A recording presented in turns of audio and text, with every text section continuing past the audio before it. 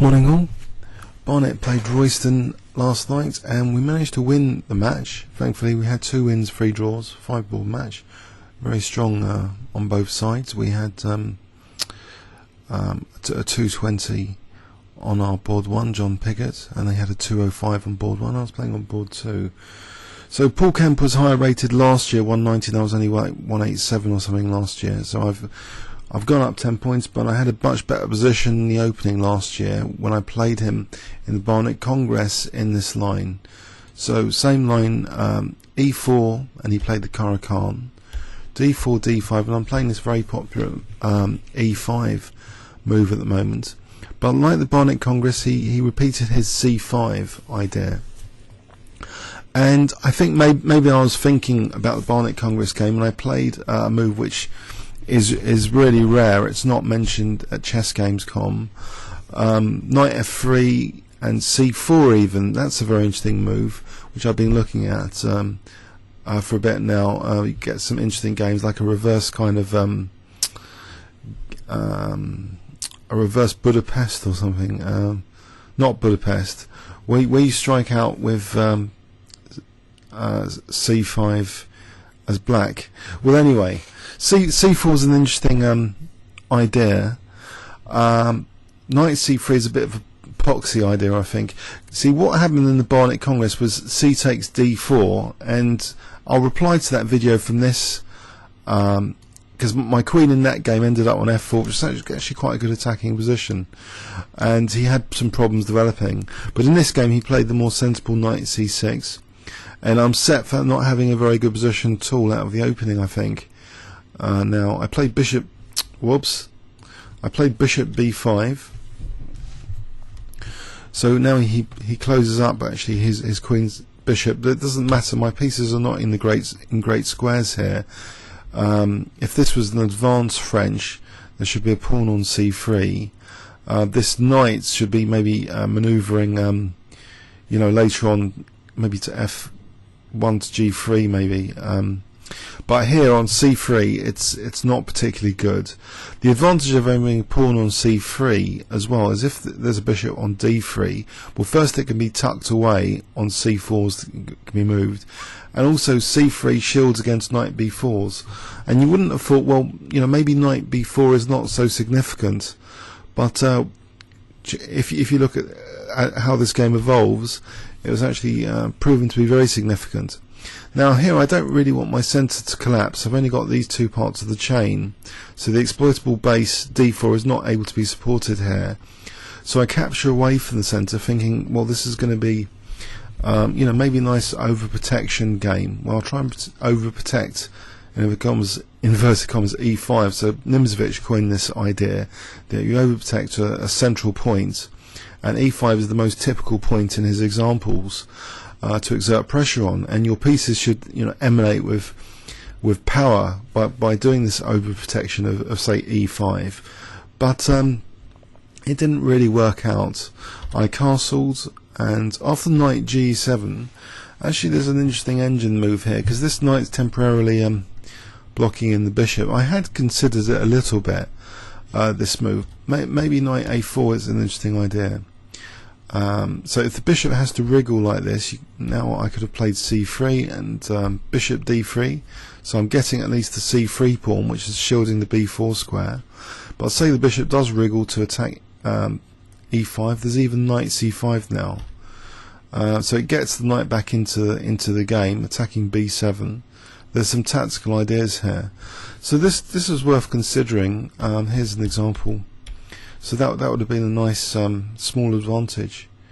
But so if I did play this line again, this problem knight, that's one way of dealing with it. But after knight G6, he's got a very comfortable French defence type position. With no shield, with a pawn on C3, his next move is logical and effective. By the way, I didn't really, you know, I didn't want to waste any time playing A3 when my bishop was on B5. I think you could just, as in post-mortem analysis, just hit on E5, knight G6, Queen C7s. So anyway, so with the neglected move A3, this does make Knight B4 a viable move. And my initial superficial impression was that I was going to be able to kick back this pesky knight on B4 very soon, but it wasn't to be, because there's a nasty move which I think John says he missed as well when he was looking at the position briefly. Black's next move is very good, I think, Knight H4. So I'm being put under pressure on both sides of the board here, C2 and F3. My queen's actually overloaded here, protecting that knight on F3 and C2. It's a rather ridiculous situation to have with white. Not only that, there's constant threats of Queen B6, like when I was on the black side of this in a 5-minute game recently, I used Queen B6 myself. So F2 is potentially vulnerable, so I've got to also bear in mind, how do I defend F2 if needed. So it's not the greatest position in the world to have with the white pieces. And I just make things significantly worse now. Probably best is not Bishop E2, which he mentioned. I think Bishop E2, just Queen B6, and this is starting to be quite embarrassing. Say Rook F1 to protect F2, going backwards with my development. Now here Bishop D4 I think is a strong move, hitting that E5 pawn. So say A3 to try and kick some pieces back. This is starting to be quite unpleasant again. E5's dropping. There's no chain basically of support. So in terms of exploitable bases, the pawns are just simply actually going to be wiped out here if I'm not careful. D4 and then E5 shortly after. So the other alternative, maybe this is best knight takes and then G3, just cutting the losses, protecting that F2 pawn, and if Queen D4 there's Queen E2, so if the Queen goes back I might have an equal position. So Knight H4 though, after A3 he just simply takes on F3 and my pawn structure is wrecked. And not only that, because I can't play Queen takes F3 here, because Knight takes C2, definitely there's nothing there. I'm just losing the exchange as well. So G takes F3. He's parking his queen rather uncomfortably on H4. So things have gone from bad to worse from little details in the position. Anyway, I battle on with Rook E2, and after Knight C6 I play Bishop G2. I'm a bit wary here of losing right off the bat with one more bad move. So for example, instead of Bishop G2, like B4, it would be asking to lose quickly with Bishop D4, hitting C3 and E5, then F2 is going to be vulnerable. So I can't even play B4. My queen side is underdeveloped. So it's fairly unpleasant. So I'm trying to hold on now with Bishop G2. He plays Knight D4, which is a very pleasant move for him to play. And I want to keep hold of defending F2. So maybe I can move my queen later. So I play Rook D2. He's just at luxurious position to have Knight F5. Nice little blockading knight in front of the isolated pawns. Nmc3 would be proud. He really maybe should have just calmed down a bit now and just played castles and F6 and just mobilised the rest of his pieces like the rooks. But here he played Rook C8 actually, which, okay, he's restraining B4s all the time because Bishop F2 and Rook takes C3. Okay, that's a reasonable move. But now A6, maybe he should just castle and just play F6, because it looks quite straightforward to play it as a French defence, with very nice French defence in fact. And from the Simon Williams video recently, I saw a preview fragment.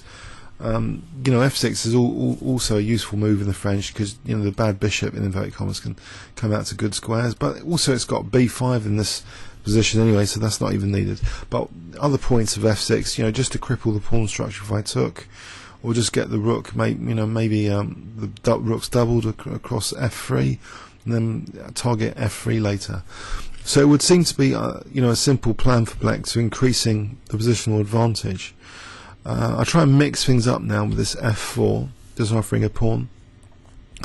It's not taken though, but you know, I think it could be safely taken. I was just thinking, not rook takes d5, because there's queen f2 and then taking that rook. So I was just thinking of just losing a pawn with rook d3, just trying to get some counterplay. In the game, strangely, we were looking at queen c4. I don't think that's particularly hot. Just queen h4 and just go back to e7, and this is just black's a pawn up here, and the queen's quite sensibly placed on e7. Okay, but I mean, it would free my position up a little bit, and we had actually agreed a game to the finish. There were two options for the Hearts League. You can either play for adjudication or adjournment, or you can play like the 90-minute game. So we're playing the 90-minute game, so I think this kind of suited, you know, I just want to get my development completed. So f4 suited the time control a bit, I thought. But he didn't take, he played knight h6. Now I think that the idea is to provoke a further weakness. If I play, for example, h3, then just knight f5 again, and it's not really a waste of time because he's just dented my position a bit more. This horrible pin on f2, you know, it's just dire. So basically, here I actually play queen f3 against this imminent threat of knight g4, because I've got time to play queen g3 here. So so knight g4, say, queen g3, I'm holding f2 and h2. And I wouldn't mind my pawn structure kind of repaired, so that'll be fine. He didn't do that, he just went back to f5. But now I swing my knight back in on the king side to go to g3. So I'm waiting for d4 here after this bishop c6. He didn't really rate that move highly in the post-mortem. There's possibly a lot of better moves in the position, maybe just castle and f6 again still. But bishop c6, I play knight g3. I'm starting to lessen my disadvantage. I think that's the best way of putting it. So offering the exchange of queens, grovel, grovel, grovel. Let's see here. Actually, was there something interesting to consider? So okay, now whoops. Let's go back. Knight g3. So he played knight h6, and I played queen h5. Okay. Well, taking on f4 might not be the best here because of rook e2, and if the queen moves, well, there's bishop h6, but still that would actually dismantle the center. And I think someone actually mentioned this. Let's have a look at this line in post-mortem. One of Paul's teammates mentioned this.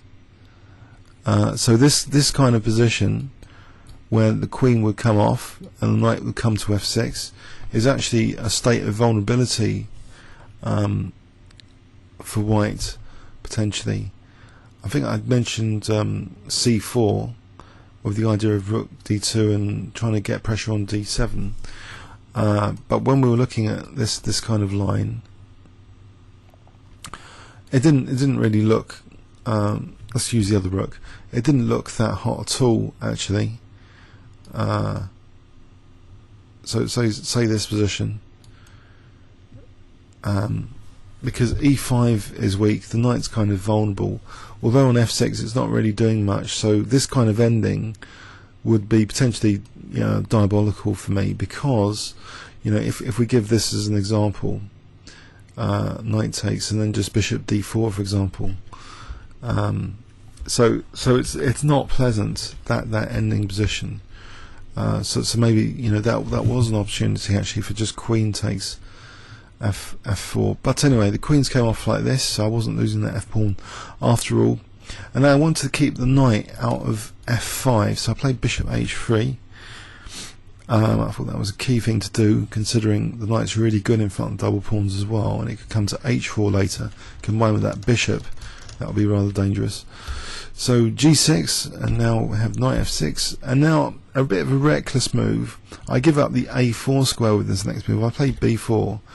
I could have played b3, which is the engine suggestion, so I could support my knight on that diagonal, but I played b4 to more rapidly support it. But I'm giving bishop a4 on a plate to my opponent for later use. So this bishop a4 is always going to be useful hitting this backwards c pawn, and black can double up rooks on the c file.